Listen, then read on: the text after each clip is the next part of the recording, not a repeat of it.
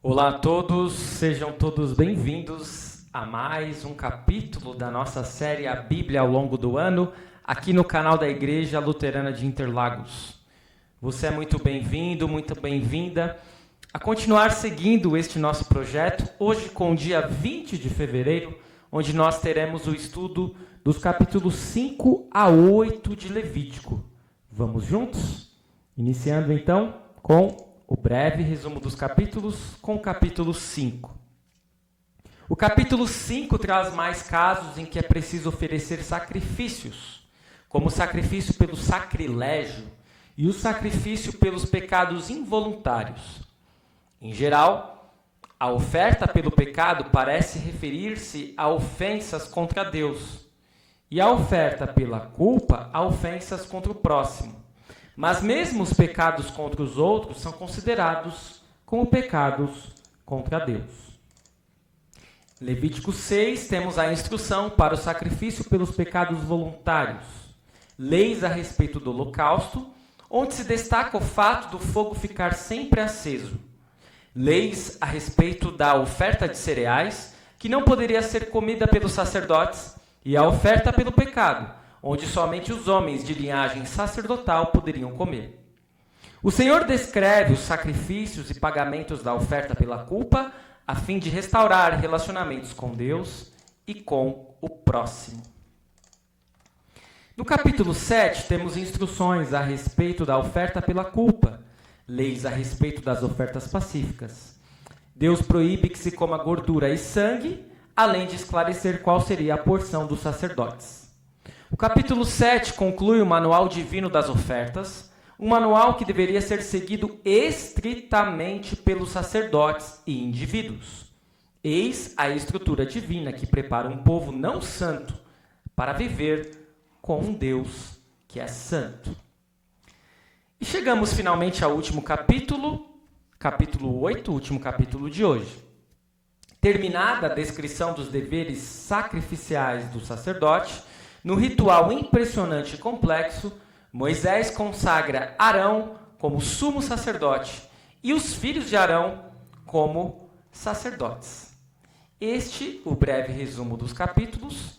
Passamos então para a segunda parte deste nosso estudo, com as questões e dúvidas que podem surgir. Vocês vão notar que nestes estudos de Levítico, nós não vamos nos ater tanto ao breve resumo dos capítulos, mas especialmente as questões e dúvidas. Os últimos estudos também foram assim, mas parece que Levítico é ainda mais, porque Levítico suscita muitas questões, muitas dúvidas em nossas mentes, e nós precisamos tentar solucioná-las, certo? Questões e dúvidas que podem surgir. Temos 10 questões hoje, novamente, começando pela primeira. O que depreendemos da necessidade de ofertas de sacrifícios quando não há intenção de alguém pecar? Ou seja, alguém pecou, mas ele não tinha intenção. Foi um pecado, digamos assim, culposo e não doloso. E ainda assim, Deus exige ofertas de sacrifícios. Por quê? Precisamos sempre lembrar, conforme nós vimos no vídeo de ontem, que Deus diz, eu sou santo e vocês devem ser santos. Ele é perfeito e nós devemos ser perfeitos. Então, até mesmo quando nós pecamos, mas nós não temos a intenção de pecar, nós precisamos pedir perdão. Nós precisamos reconhecer que somos tão pecadores que até mesmo quando nós não temos a intenção de pecar, nós pecamos. E precisamos reconhecer diante de Deus. Questão 2. Por que tocar em um morto era considerado como algo impuro? Vocês vão ver lá nesses capítulos 5, 6, que tem uma série de prescrições, restrições acerca de quem os sacerdotes poderiam tocar ou não. E os sacerdotes não poderiam tocar, de modo geral, em pessoas mortas. E isso é algo bem delicado. A pessoa se tornava impura. E, claro, existe uma série de questões da época que não existem hoje. Por exemplo, não se sabia, do que alguém teria morrido. Talvez pudesse ser uma doença contagiosa. Talvez aquele cadáver poderia ter já mais tempo e alguém poderia se contaminar, e não apenas se contaminar, como contaminar outras pessoas. E os sacerdotes, como pessoas escolhidas por Deus para estarem no seu tabernáculo, não poderiam, por isso, tocar em pessoas impuras, em pessoas mortas. Questão 3. Quando alguém peca contra as coisas sagradas de Deus, a linguagem bíblica traz que a oferta restituiria as coisas sagradas. O que isso sugere para nós nos pecados contra as coisas de Deus? Todo pecado contra Deus é uma espécie de furto, de roubo. Quando alguém peca contra a santidade de Deus, contra o nome de Deus, estaria meio que tirando isso, não de Deus, porque é impossível tirar dele, mas tirando do nosso meio, tirando daqueles que estão ao nosso redor e tirando de nós mesmos. Por isso é necessário que isso seja restituído, e ocorre a oferta de restituição das coisas sagradas. Questão 4. Por que será que o fogo do altar de holocausto deveria ficar sempre aceso? Essa é uma questão que é muito curiosa, né? Afinal de contas, que diferença isso faria para as pessoas ou para o culto a Deus? Por que o altar deveria estar sempre aceso? Na lei do holocausto, dada por Deus aos sacerdotes levíticos, o fogo do altar arderia ininterruptamente. E o fogo arderia continuamente sobre o altar, não se apagaria. Pois tal ação servia como um lembrete da presença contínua de Deus e da necessidade do povo de uma expiação contínua. É um fato bem curioso e interessante, então. Questão 5. Por que algumas ofertas podem ser comidas pelos sacerdotes e outras ofertas não podem ser comidas pelos sacerdotes? É algo curioso, é algo a se pensar, né? Existem ofertas de cereais que eles podem comer, existem ofertas de cereais que eles não podem comer. Não sabemos ao certo, talvez a resposta seria, isso é com Deus.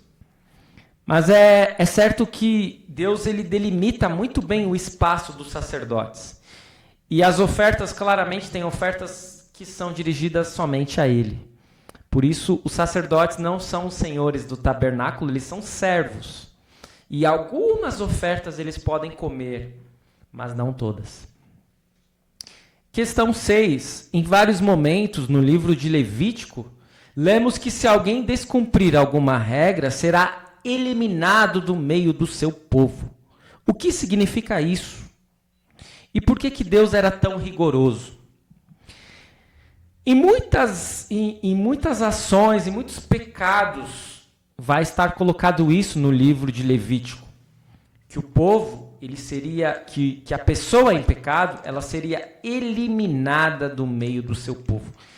E nós podemos entender isso de duas formas. Essa pessoa seria morta, seria executada, às vezes até com uma pena grave, como apedrejamento.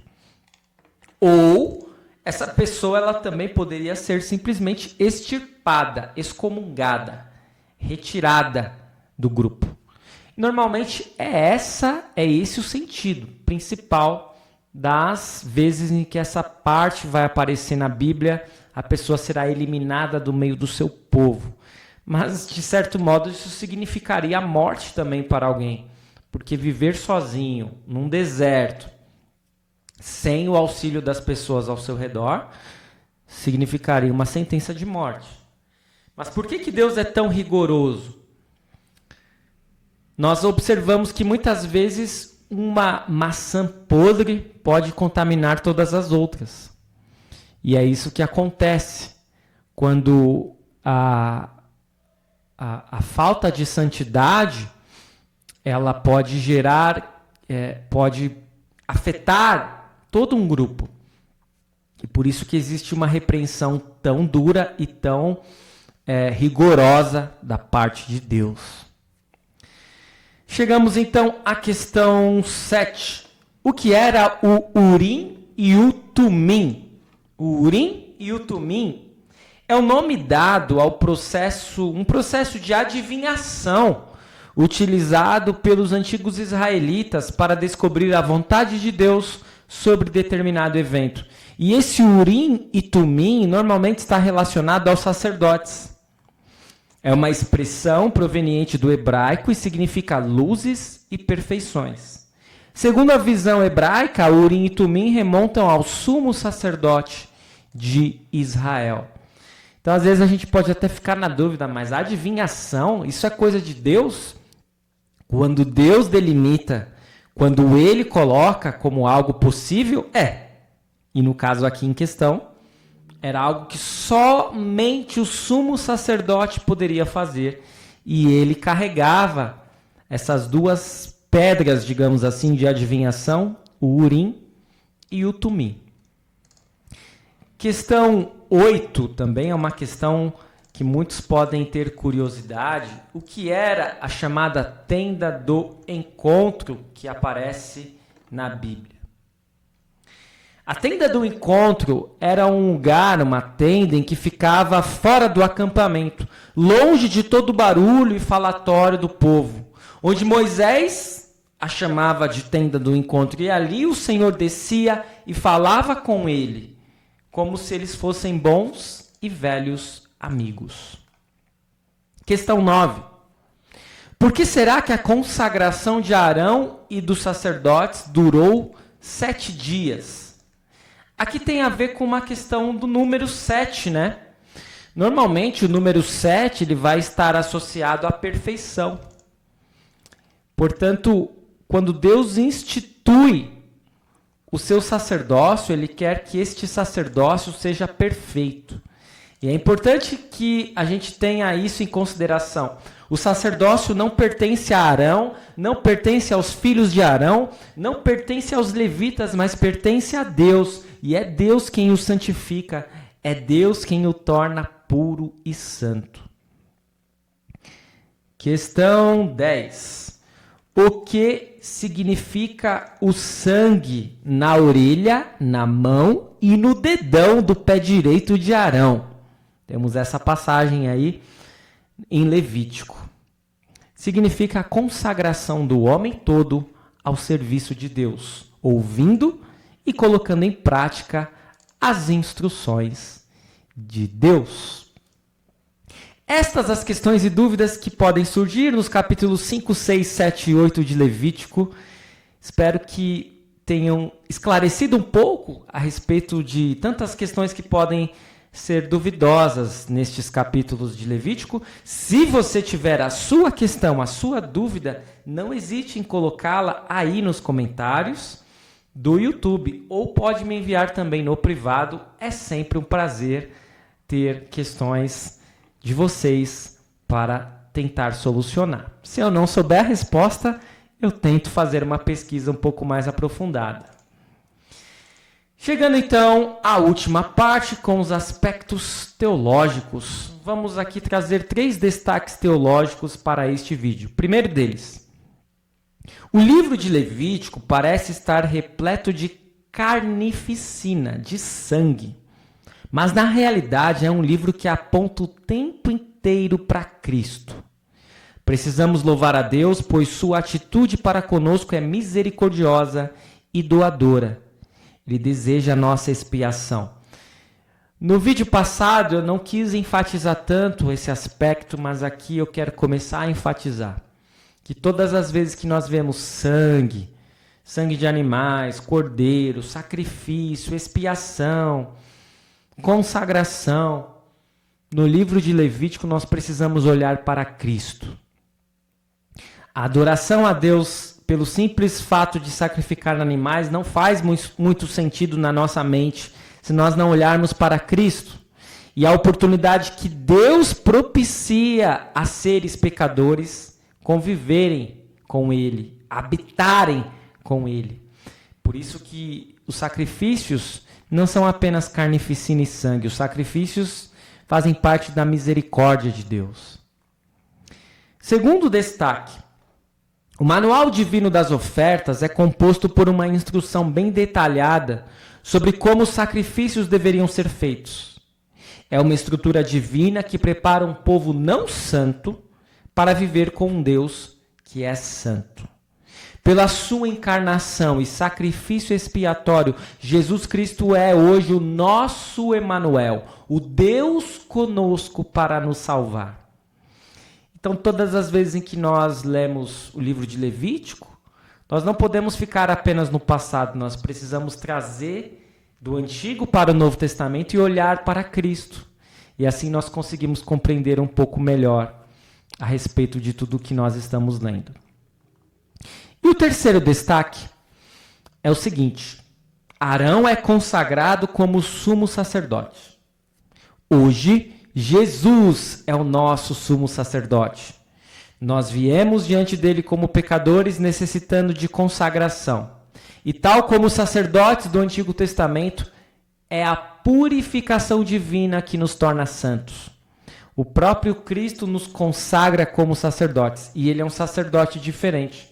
Porque o sumo sacerdote Arão e os sacerdotes ou sumos sacerdotes posteriores que vieram na sequência, eles precisavam oferecer pecados pelo povo, também oferecer sacrifícios pelos pecados do povo e também sacrifícios pelos seus próprios pecados.